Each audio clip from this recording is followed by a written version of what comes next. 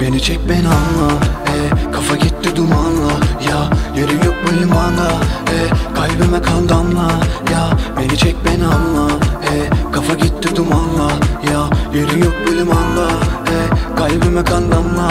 Ya ölüm gibisin, kabullenemem ama gerçek. Düştüğüm ilk günüm gibisin. Bizi hatırla, nedenini bul ve cevapla. Günüm gibisin, hatırlayamam ama yok sevmem. Aslında bugünüm gibisin. Hızla geçtin, anlayamadım ki sen kötü birisin. Belki şeytan, belki insan, fark etmez ki ölüm gibisin. Yanıma gelme, karşımda durma, gözüme görünmeyesin. Yine kanarım, engel olamam, sana dayanamam ki. Erir giderim, elim veririm, yine severim. Beni çek beni anla, kafa gitti dumanla. Ya yerin yok bu limanda, kalbime kan damla. Ya beni çek beni anla, kafa gitti dumanla.